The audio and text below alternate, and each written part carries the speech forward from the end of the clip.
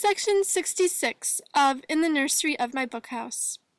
Recording by Rebecca, www.bluebird-experience.com. In the Nursery of My Bookhouse, edited by Olive Beaupre Miller. The Kitten and the Falling Leaves by William Wordsworth.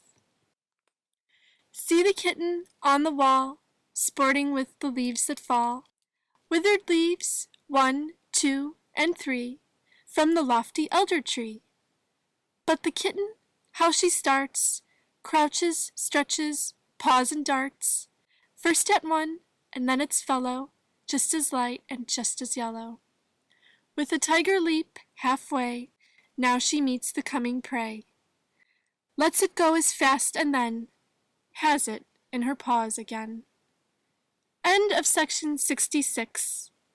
Recording by Rebecca.